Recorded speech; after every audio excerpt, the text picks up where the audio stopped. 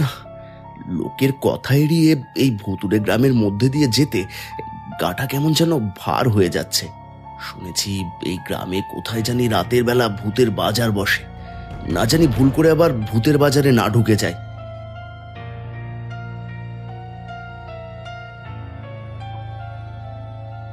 ওই তো, ওখানে একটা বাজারের মতো দেখে মনে হচ্ছে, মানুষও দেখা যাচ্ছে। যাক, এবার ভয়টা একটু কমলো।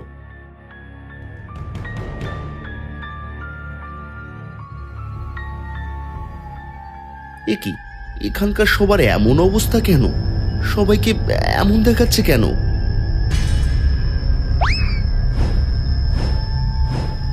দেখি রে, এই ভূতের বাজারে জীবিত মানুষ ঢুকে পড়েছে। এই তুই জানিস না এটা ভূতেদের বাজার? না, আমি জানি না। তাহলে তো এবার তোকে মেরে ভূত বানিয়ে তোর মাংস তোর কাছেই বিক্রি করবো। না, আমাকে মেরো না। আমাকে আমার মেয়ের বাড়ি যেতে দাও। আমি তোমাদের মতো ভূত হতে চাই না। তা কি করে হয়? আমাদের গ্রামে যারা একবার আসে আমরা তাদের সবাইকে মেরে ভূত বানিয়ে রেখে দিই। না, আমাকে তোমরা ছেড়ে দাও, আমাকে যেতে দাও। যেতে দেবো?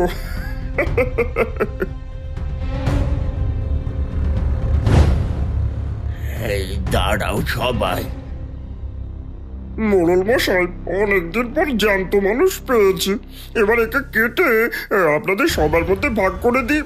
তারপর এর আত্মাটা যখন আমাদের মতো ভূত হয়ে যাবে তখন আমাদের দল আরো ভারী হবে।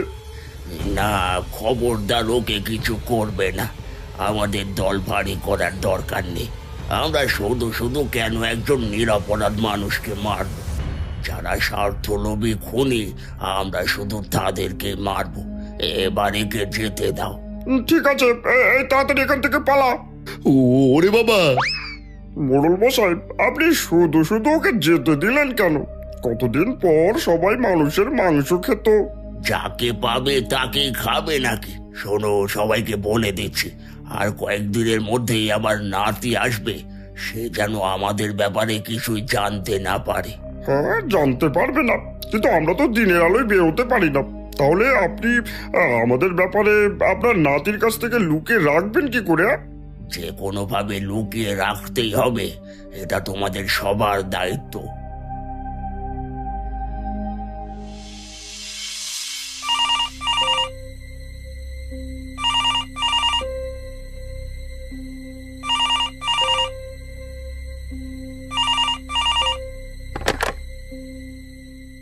দাদু, সেই কখন থেকে তোমাকে কল করছি, ফোনটা ধরছো না কেন? জানিসই তো আমি অনেক ব্যস্ত মানুষ। তা বল, কি বলবি? আর কি বলবো, আমি লন্ডন থেকে প্লেনে উঠেছি। কাল বিকেলের মধ্যেই গ্রামে পৌঁছে যাব। এসব কি বলছিস?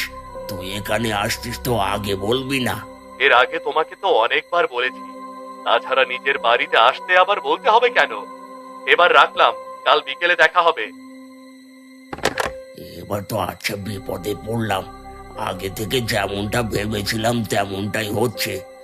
এবার যে করে হোক ওর কাছ থেকে সবকিছু লুকিয়ে রাখতে হবে।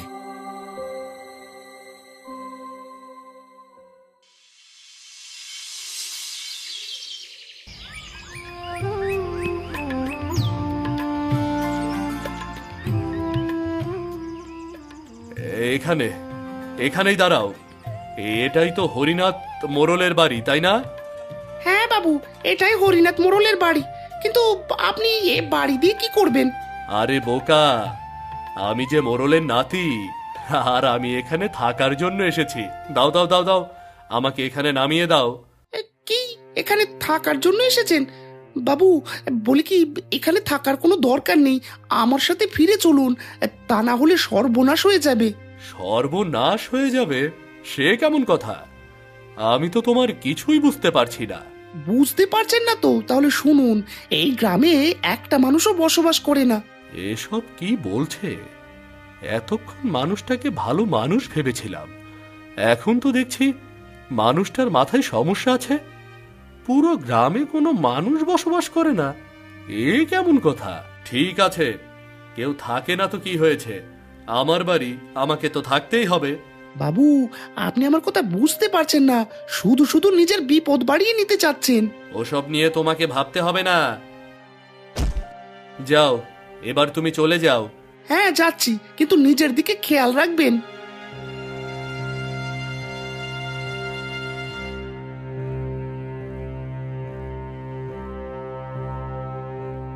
দাদু, দাদু, তুমি কোথায়? দাদু, দাদু, কি ব্যাপার? দরজা খোলা, কিন্তু ভেতরে কেউ আছে বলে তো মনে হচ্ছে না। কাজের মেয়েটাকেও তো দেখতে পাচ্ছি না। না, অনেক টায়ার্ড হয়ে গেছি, আগে বিশ্রাম করে নেই।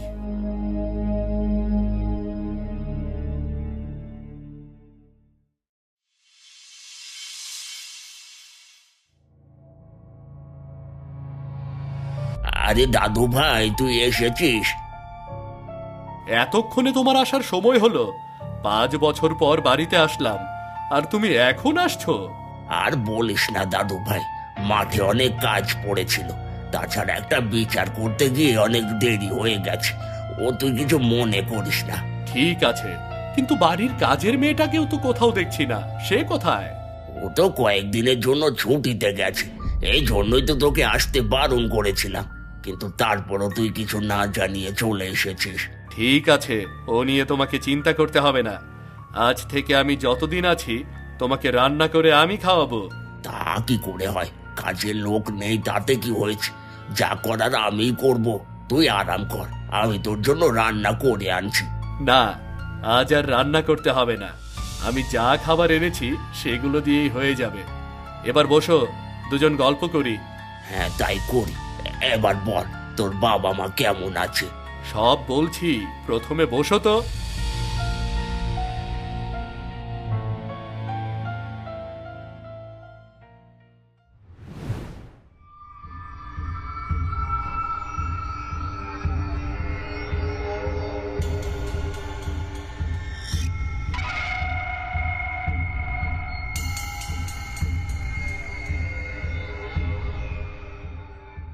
দে তো নরেন, আমাকে 2 কেজি মাংস দে। কি, 2 কেজি মাংস? আজ এত বেশি কেন মোড়ল মশাই? আর বলিস না, হঠাৎ করেই বিদেশ থেকে আমার নাতি চলে এসেছে। এসব কি বলছেন মোড়ল মশাই? এখন যদি আপনার নাতি সব জেনে যায়, তাহলে তো সে অনেক ভয় পেয়ে যাবে। কি আর করব, আমার কথা না শুনেই চলে এসেছে। দে দে মাংস দে, আবার ভালো মাছও কিনতে হবে। হ্যাঁ হ্যাঁ, দিচ্ছি দিচ্ছি। মোড়ল মশাই, নাতিটার দিকে একটু খেয়াল রাখবেন, আমাদের মধ্যে সবাই কিন্তু ভালো না, তাছাড়া আমরা কেউই তাকে চিনি না। হ্যাঁ হ্যাঁ, খেয়াল রাখবো।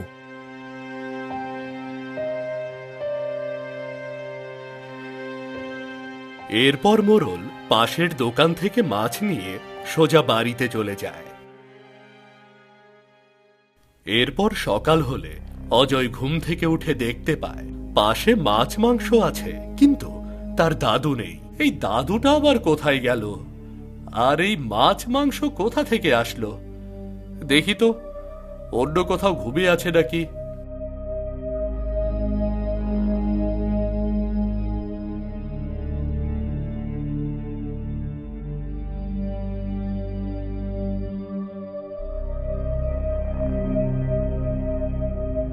না, এখানেও নেই। তার মানে নিশ্চয়ই কোনো কাজে বেরিয়েছে। যাই যাই, আমি গিয়ে ওগুলো রান্না করি।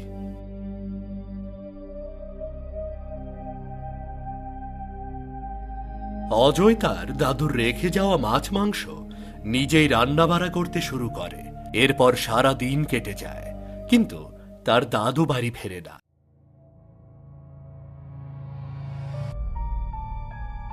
এ কি দাদু, তুমি আমাকে না বলে কোথায় গিয়েছিলে?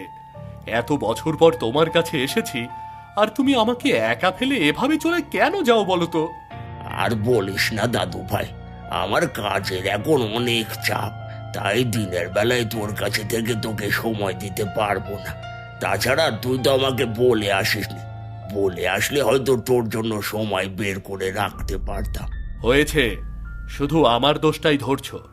নিজেরও তো 2-1 দিন বিশ্রামের প্রয়োজন। হ্যাঁ, আর কয়েকদিন গেলেই কাজের চাপ কমবে, তখন বিশ্রাম নেব। এবার বল, রান্না বান্না কি কিছু করেছিস? হ্যাঁ, করেছি। এবার চলো দুজন একসাথে বসে খেয়ে নেই, চলো। ঠিক আছে, চল।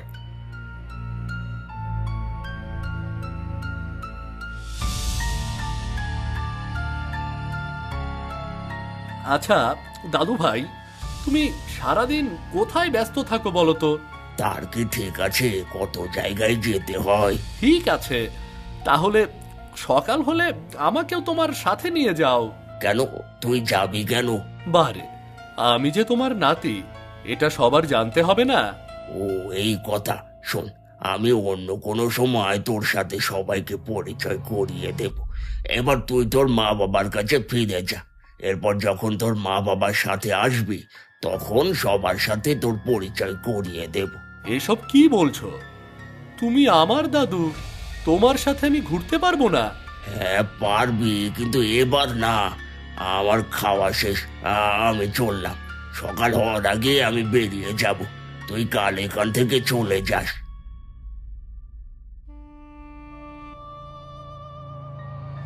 দাদুর আবার কি হলো যে আমাকে এত ভালোবাসে? সে কি করে আমার সাথে এমন করছে? সবে মাত্র দুদিন হলো এলাম, অমনি চলে যেতে বলছে। না না না, কোনো কিছু তো সুবিধার মনে হচ্ছে না। আজ তো সারাদিন রান্না বান্নার কাজে ব্যস্ত ছিলাম, কাল একাই পুরো গ্রামটা ঘুরে দেখতে হবে। আমি এত সহজে ফিরে যাচ্ছি না।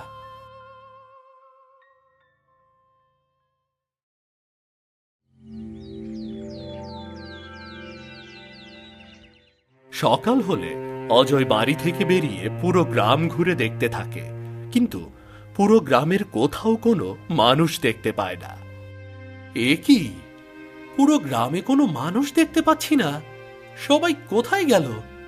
নাকি নাকি ওই গাড়িয়ালের কথাই সত্য?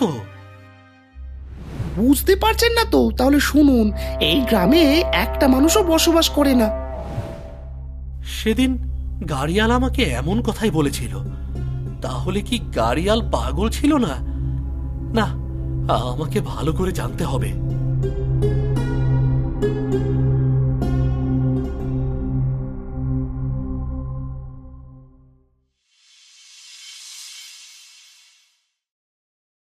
অজয় গ্রামে ঘুরতে ঘুরতে সন্ধ্যা নেমে আসে। তখন সে একটি গাছের নিচে বসে পড়ে। হঠাৎ সে দেখতে পায় শূন্য বাড়িগুলো থেকে ধীরে ধীরে এক এক করে মানুষ বের হয়ে সেখান থেকে কোথায় জানি চলে যাচ্ছে। এ কি, রাতের বেলা সবাই কোথা থেকে আসলো? আর সবার শরীর দিয়ে এমন রক্ত ঝরছে কেন? না না না না না না, আমাকে আরো ভালো করে দেখতে হবে। এরপর অজয় ভয় না পেয়ে সবার পিছু নিতে থাকে। একসময় অজয় তাদের পেছনে আসতে আসতে ভূতের বাজারের পাশে এসে পৌঁছায়। এ কি, এখানে তো রাতের বাজার বসেছে, কিন্তু দিনে কোনো মানুষ থাকে না, অথচ রাতের বেলা এমন অদ্ভুত হয়ে সবাই বাজার করতে এসেছে কেন?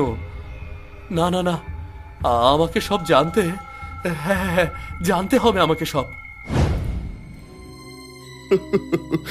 জীবিত মানুষের গন্ধ, অনেকদিন পর আবার জীবিত মানুষ পেয়েছি।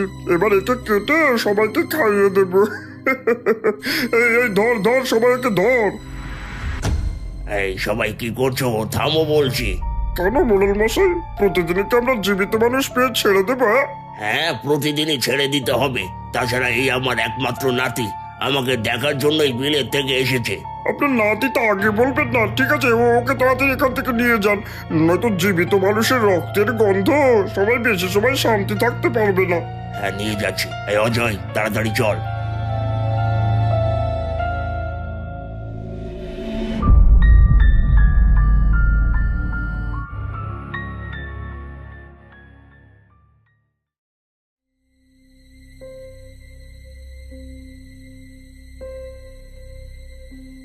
দাদু, এবার বলো আসল ঘটনা কি?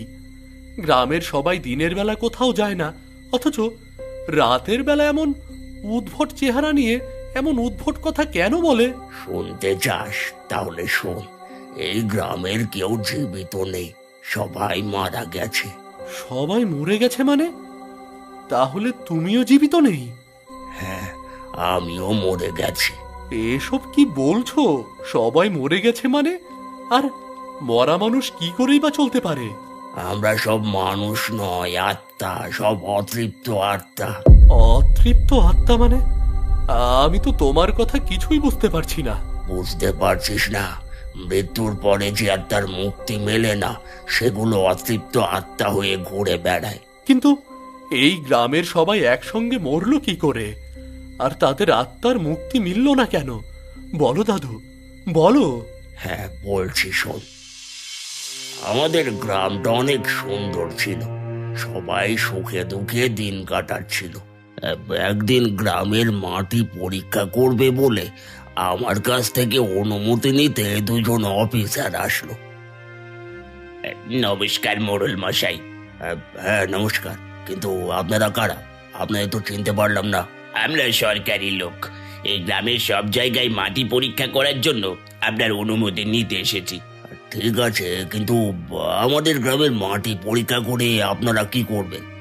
এমনিতেও তো আমাদের জমিতে ভালো ফসল ফলে, অল্প গভীরে জল পাওয়া যায়। আমার মনে হয় আপনারা অন্য কোথাও গিয়ে এই কাজটা করলে ভালো হয়। কি যে বলেন, সরকারের নির্দেশ, আমাদেরকে যে পরীক্ষা করতেই হবে। আপনি শুধু অনুমতি দিলে আমরা আমাদের কাজ শুরু করতে পারি। বেশ, মাটি পরীক্ষা করাতে আমার কোনো আপত্তি নেই। আপনাদের কাজ আপনারা করে চলে যান। ধন্যবাদ মোড়ল মশাই, এবার তাহলে চললাম। এরপর অফিসার দুজন গ্রামের বিভিন্ন জায়গায় মাটি পরীক্ষা করতে শুরু করে। এমন সময় গিয়ে তারা আমাদের পুরনো মন্দিরের মাটি পরীক্ষা করে দেখতে পায় সেখানকার মাটিতে প্রচুর পরিমাণে সোনা রয়েছে, যেটা দেখে বড় অফিসার লোভে পড়ে যায়। কি, এখানে তো সোনার খনি রয়েছে, এখানকার মাটিতে প্রচুর পরিমাণ স্বর্ণ দেখা যাচ্ছে। সোনার খনি রয়েছে তাতে আমাদের কি? আমরা তো শুধু মাটির উর্বর ক্ষমতা পরীক্ষা করতে এসেছি। তুমি হয়তো এই জন্য এসেছো, কিন্তু আমি এসেছি অন্য কারণে। আমি আগেই শুনেছিলাম এই মন্দিরের মাটিতে সোনা আছে, আর সেই জন্য আমি এখানে এসেছি। তার মানে আপনি এখানকার সোনা পরীক্ষা করার জন্যই বদলি হয়ে এসেছেন? হ্যাঁ, এই জন্যই এসেছি, আর যে করেই হোক এই সব সোনা আমার চাই। এসব কি বলছেন? এই মন্দির ভেঙে কি আপনি সোনা সংগ্রহ করতে চান? তাছাড়া আপনি কি ভেবেছেন এই গ্রামের কেউ কিছু বলবে না? বলবে না, কেউ কিছু বলবে না। আমরা যদি এই গ্রামের মোড়লকে হাত করতে পারি, তাহলে গ্রামের কেউ কিছু বলবে না। এই গ্রামের সবাই ওই মোড়লের কথাই ওঠে আর বসে। সব তো বুঝলাম, কিন্তু মোড়ল কি আপনার কথা মানবে? মানবে না কেন? টাকার লোভ কার নেই? তাছাড়া মোড়ল না মানলে অন্য ব্যবস্থা আছে। চলো চলো, মোড়লের কাছে চলো।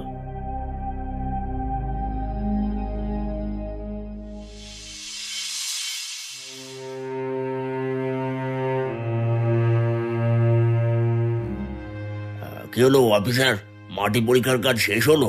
হ্যাঁ, কাজ শেষ হয়েছে, কিন্তু বিশেষ কিছু কাজ বাকি আছে। সেই বিশেষ কাজটা আবার কি? সব পরে বলছি, প্রথমে এটা রাখুন। এখানে কি? এই সামান্য কিছু টাকা। কিন্তু আপনি আমাকে টাকা দিতে চাচ্ছেন কেন? আমি তো কিছুই বুঝতে পারছি না। কারণটা কি বলবেন? কারণ আপনাদের পুরনো মন্দিরের জায়গাটা আমার চাই। কি, আপনি আমাদের মন্দিরের জায়গা নেওয়ার জন্য আমাকে ঘুষ দিচ্ছেন? ঘুষ বলছেন কেন? এটা তো সামান্য উপহার। শুনুন মোড়ল মশাই, আপনাদের পুরনো মন্দিরের জায়গাটাতে সোনার খনি রয়েছে। আপনি যদি আমাকে সেই সোনা তোলার কাজে সাহায্য করেন, তাহলে অর্ধেক সোনার ভাগ আপনিও পাবেন। আপনাকে শুধু গ্রামের লোকেদের ঠেকিয়ে রাখতে হবে, এই খবর বাইরে যেতে দেওয়া যাবে না। এবার বুঝতে পারছি আমি আপনি কেন এই গ্রামের মাটি পরীক্ষা করতে এসেছেন। শুনুন অফিসার, আমি বেঁচে থাকতে এমন কাজ কখনো হতে দেব না। তাছাড়া এই গ্রামের একজন মানুষ বেঁচে থাকতে মন্দিরের একটা ইটও কেউ খুঁড়তে পারবে না। তাই বাঁচতে চাইলে দ্রুত এই গ্রাম ছেড়ে চলে যান। বলি কি, একবার ভেবে দেখলে হয় না? আমরা তো গ্রামের লোকের জন্য একটা নতুন মন্দির গড়ে দিতে পারি। খবরদার, আমার সামনে আর এমন কথা একবারও বলবেন না, তা না হলে কিন্তু আমি আইনগত ব্যবস্থা নেব। টাকার কাছে সবাই হার মানে, তবে আপনার মতো সৎ ব্যক্তিকে দেখে আমার মনও ভরে গেছে। আমি নিজে থেকে আর ওই সোনার দিকে তাকাবো না। তবে আপনাকে একটা ছোট্ট কাজ করতে হবে। আমাদের কাজের নিয়ম অনুযায়ী গ্রামের সব মানুষকে কৃষিকাজের ব্যাপারে কিছু পরামর্শ দেওয়া হয়। তাই আপনি আজ রাতে সবাইকে একত্রিত করলে আমরা আমাদের পরামর্শ দিয়ে এই গ্রাম ছেড়ে চলে যাব। ঠিক আছে, আজ রাতের বেলা আমি গ্রামের সবাইকে একত্রিত হতে বলবো, কিন্তু কাল থেকে যেন আমি আপনাদের মুখ না দেখি। হ্যাঁ, বা আমাদের এই কাজটা শেষ হলে আমরা কাল সকালেই চলে যাব। এই চলো।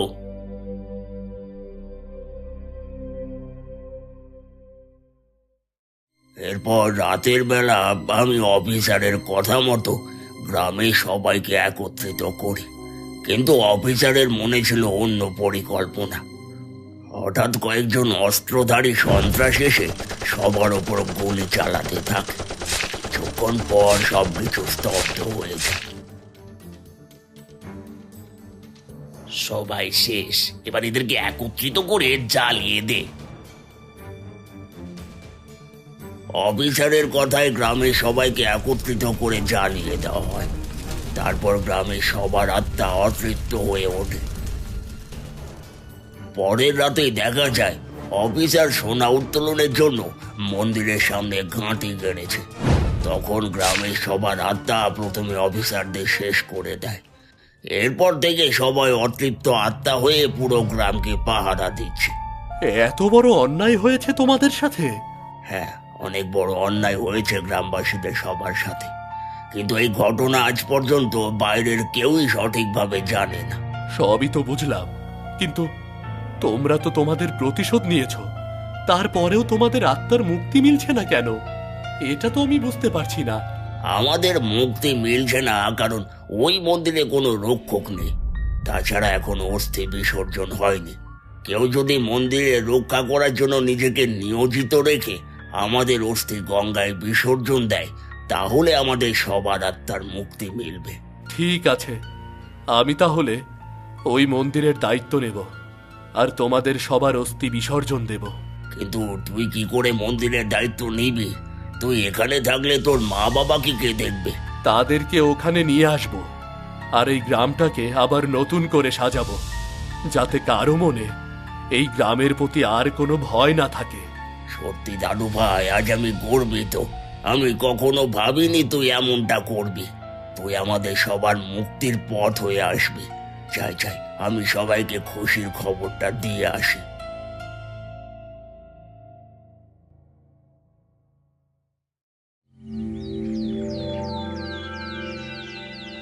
সকাল হলে প্রথমে অজয় মন্দিরের সামনে গিয়ে গ্রামের সবার অস্থি সংগ্রহ করে। এরপর অজয় সবার অস্থি নিয়ে গঙ্গা নদীর পাড়ে গিয়ে দাঁড়ায়। ধীরে ধীরে অজয় যখন সবার অস্থি বিসর্জন দিতে থাকে, তখন এক এক করে সবার আত্মা আকাশে মিলিয়ে যেতে থাকে। এতেই বোঝা যায় এবার সবার আত্মার মুক্তি মিলেছে।